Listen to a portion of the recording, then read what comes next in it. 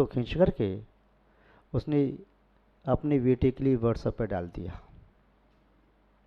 बेटी ने पूछा, माँ ये सब क्या है? उस माँ ने कहा, तेरा भाई बड़ा जिद्दी है। बोले ये अभी छोटा ही है, जिद्दी है अभी भी।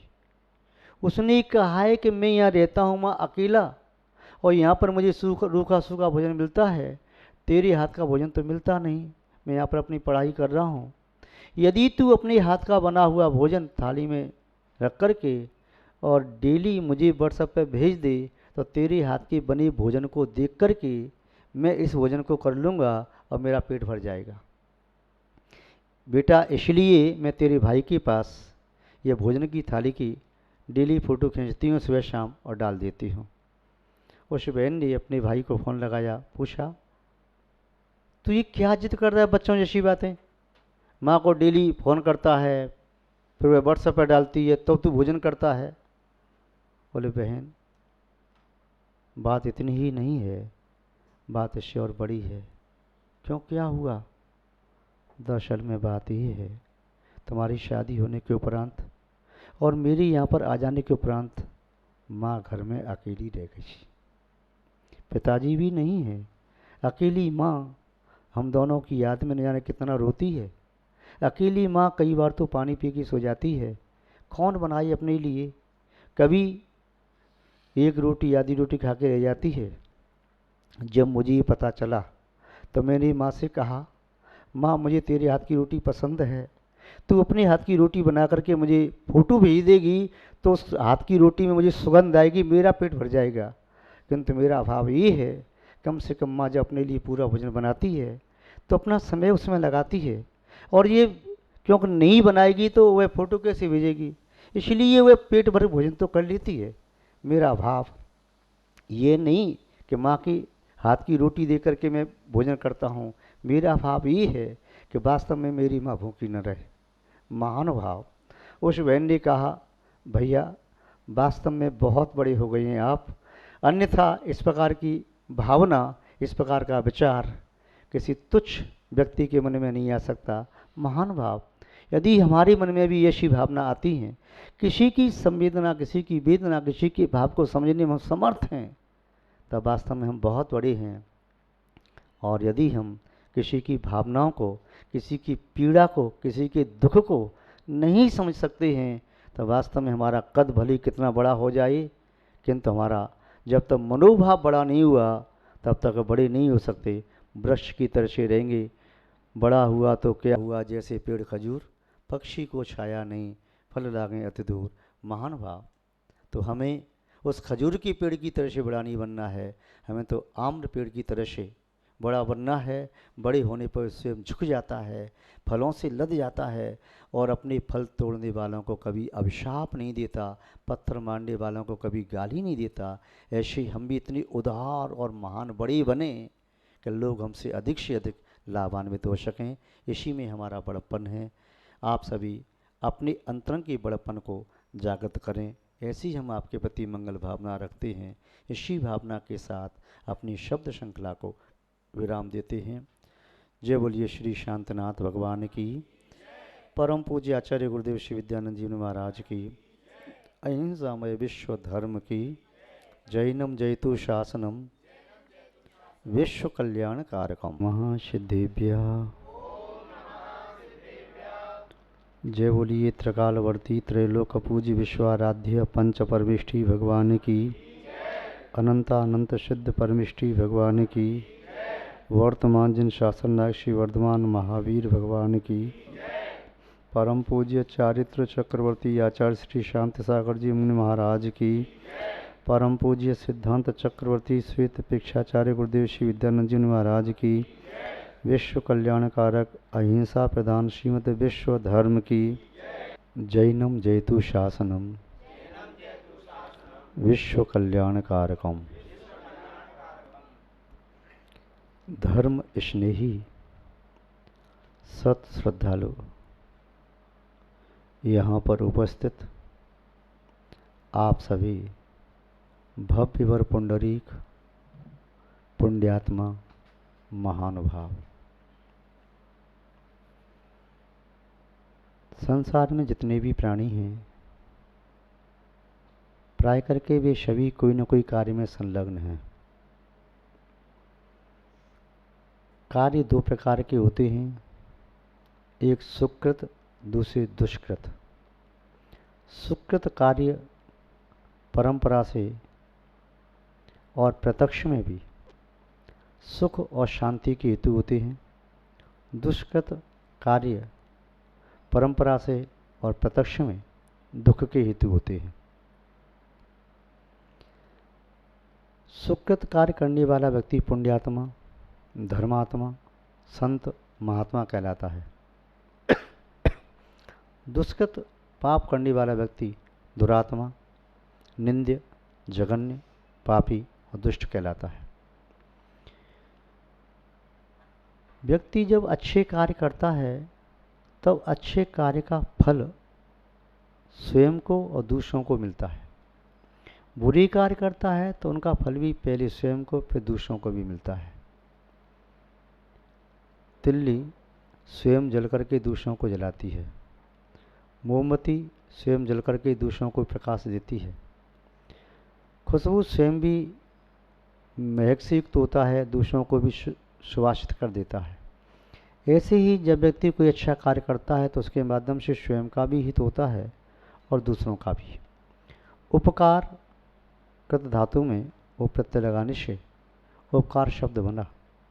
परोपकार, उपकार करने वाला पर उपकार भी करता है, सो उपकार भी करता है। किंतु संसार में ऐसे व्यक्ति बहुत कम हैं जो दूसरों का उपकार करें और उपकार करने पर अपना नाम प्रकट न होने दें। ऐसे व्यक्ति संसार में बहुत अधिक हैं जो उपकार करें किंचित और दुनिया को दिखाना चाहें बहुत सारा कि मैंने इतना बड़ा अच्छा कार्य किया, उपकार किया।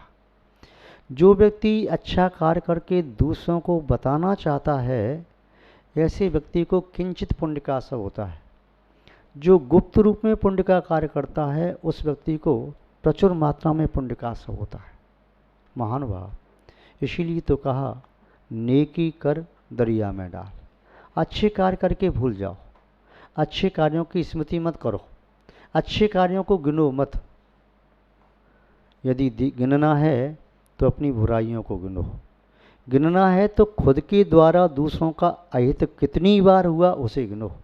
यदि गिनना है तो उसे गिनो कि मैंने अकारण कितने लोगों को परेशान किया, कितने लोगों के प्रति मेरे मन में बुरे विचार आए, कितने लोगों के प्रति मैंने दुर्वचनों का प्रयोग किया।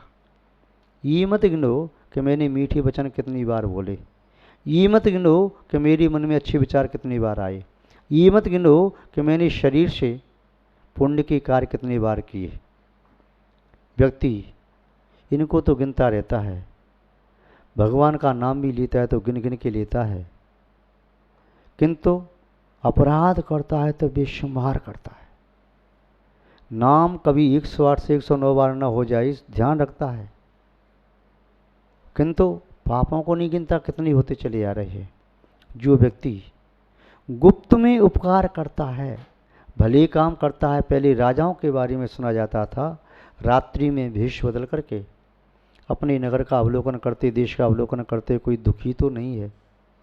एक सामान्य व्यक्ति की वेशभूषा पहन के निकलते और उपकार करते।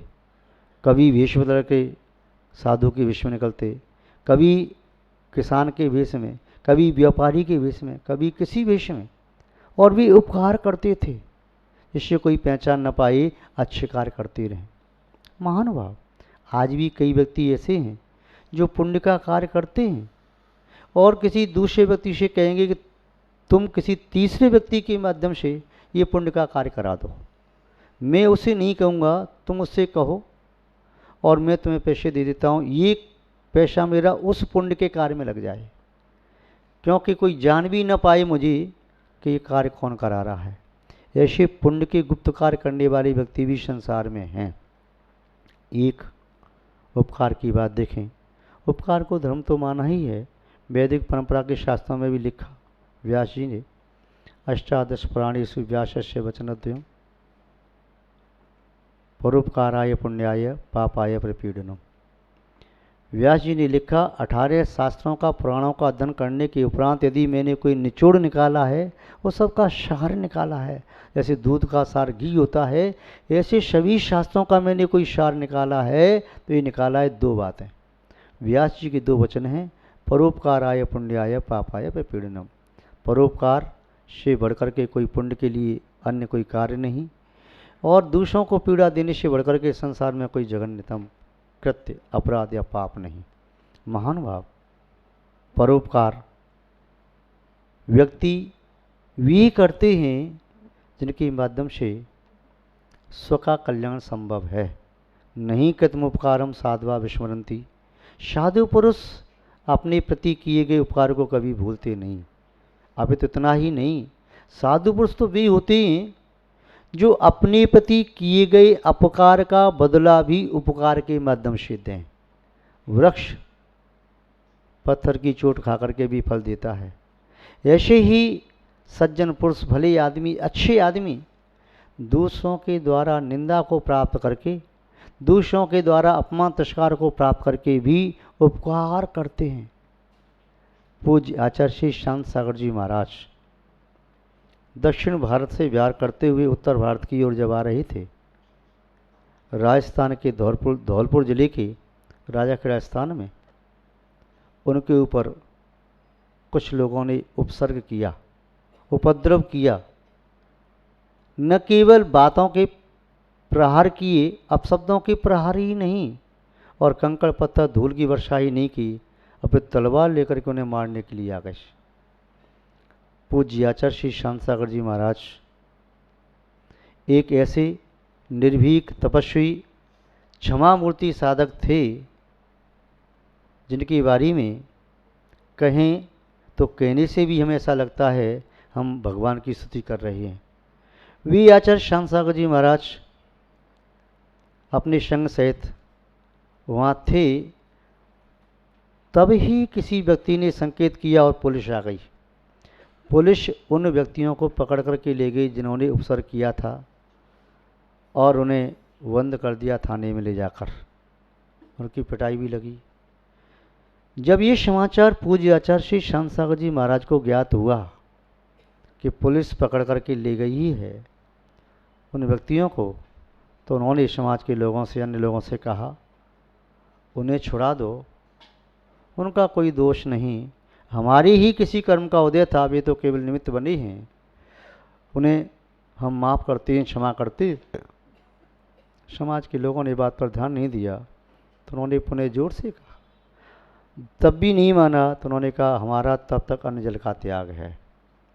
जब ये कहा तो समाज के लोग दौड़ करके गए, पुलिस वालों से मिले। उन्होंने कहा हम अपराधी को छोड़ नहीं सकते, चाहे तुम्हारे महात्मा जी उपवास करें और चाहे भोजन करें। उन्होंने सोचा कि कब तक उपवास करेंगे, एक दिन के बाद दूसरे दिन भोजन पानी ले लेंगे, शाम को ले लेंगे, सुबह ले लेंगे, वो जानते नहीं कि एक ही बार लेते हैं। जब एक दिन कुछ भी नहीं लिया, दूसरे दिन भी नहीं लिया, तीसरा दिन हो गया, तब पुलिस वालों के भी हाथ पांव फूलने लगे। वे स्वयं आए, महात्मा जी आप ऐसा कैसे कर सकते हैं, जो आपके प्राण लेने के लिए आया उसके लिए आप अन्न जल का त्याग करके बैठे। जब पुलिस वाले उन्हें साथ में लेकर के आए और पुनः उनके सामने खड़ा किया, कहा धिक्कार तुम्हारे लिए, ऐसे इस धरती के भगवान स्वरूप दिगंबर संतों पर उपसर्ग करने वाली तुम पर, तुम्हें स्वयं अपने आप पर शर्म आना चाहिए, लज्जा आना चाहिए। धिक्कार तुम्हारे लिए कि एक व्यक्ति तुम्हारे लिए कोई दंड न दिया जाए, प्राणों की रक्षा के लिए अन्न जल का त्याग करके भगवान से प्रार्थना कर रहा है, और तुम इसी के प्राण लेने के लिए आए। महान भाव, वास्तव में किस प्रकार साधु पुरुष उपकार करते हैं, क्या उनकी प्रवृत्ति और उनकी विचारधारा होती है। एक इसी तरह से फक्कड़ व्यक्ति नदी किनारे कहीं साधना में संलग्न था। वे सामान्य सज्जन पुरुष था, सन्यासी गृह त्यागी ऐसे नहीं था। वह ग्रस्त होने के बावजूद भी किंतु गृह से विरक्त जैसा रहता था। अचानक उससे विद्वेष रखने वाला कोई डाकू उसके पास आया। उसने देखा कि इसकी बहुत प्रशंसा होती है, लोग उसकी बड़ी तारीफ करते हैं, उसकी तारीफ नहीं सुन पाता था। ये बहुत भला आदमी है, न रहेगा बांस और न बजेगी बांसुरी। यह विचार करके वह डाकू उसके पास आया और वह अपनी साधना में प्रभु भक्ति में संलग्न था। तभी उस डाकू ने उसके ऊपर पहले तो लाठी से प्रहार करना चाहा, किंतु उसने सोचा लाठी के प्रहार से मरेगा नहीं, बच जाएगा, और नगर में कहीं मालूम चल गया तो मेरे प्राण संकट में हैं। इसलिए तलवार से प्रहार किया और तलवार का प्रहार पड़ा, उसके शरीर से खून के फव्वारे छूट पड़े। वह पीछे मुड़ करके देखे तब तक वह भाग गया, नदी किनारे भागा, उसका पैर फिसला और पैर फिसला वह नदी में गिरा। उस व्यक्ति को मालूम था यहाँ नदी में पानी गहरा है और शायद ये तैरना भी नहीं जानता, चिकनी मिट्टी निकल नहीं पाएगा। उस व्यक्ति ने जो मरणासन था अपना उत्तरी वस्त्र निकाल करके अपने पेट को बांधा और पुनः खिसकते हुए वहाँ तक पहुँचा। आसपास कोई व्यक्ति नहीं था, सुनसान था, और पुनः वहाँ तक आकर के नदी में स्वयं अपने आप को गिरा लिया और पुनः एक हाथ से तैरता हुआ उस व्यक्ति तक पहुँचा। उस व्यक्ति को पकड़ करके यहाँ तक लाया, किनारे तक ला करके तब तक उसके प्राण निकल गए। महानुभाव, व्यक्ति किस प्रकार के बने होते हैं, शायद पत्थर की बने होते हैं या लोहे की बनी होते हैं, जो अपनी पीड़ा का वेदन नहीं करते, मरते मरते भी दूसरे के प्राणों को बचाने की कोशिश करते हैं। धन्य है ऐसे व्यक्तियों के लिए। इस प्रकार के उपकार करने वाले व्यक्ति आज भी हैं। व्यक्ति उपकार करने की कई प्रक्रिया होती हैं, कैसे उपकार करे, किंतु उस डाकू का जीवन बदल गया। वह सज्जन पुरुष तो मरते मरते चला गया उपकार करके, किंतु उसने प्रतिज्ञा कर ली आज के बाद मैं चींटी को भी नहीं मारूंगा, और सज्जन पुरुष हो गया। उसने अपना अपराध कबूल भी किया और उसने यथा योग्य धर्मशास्त्रों के अनुसार पंचायत में बैठ करके उसने प्रायश्चित भी किया। महानुभाव, उपकार करना बहुत बड़ा धर्म है। अंत में एक छोटा सा रूपक कह करके अपनी बात पूरी करूं। एक सज्जन पुरुष मार्ग से जा रहा था, संध्या काल का समय था, सूर्य अस्ताचल की ओर पहुंच गया, प्रकाश कम होता चला जा रहा था। नगर के समीप एक बिजली का खम्भा था, उस खम्भे पर एक कागज़ चिपका हुआ था। उस व्यक्ति ने उस कागज़ को पढ़ा, क्या लिखा है उसमें लिखा था, नगर में प्रवेश करते ही पहले नंबर पर जो मकान है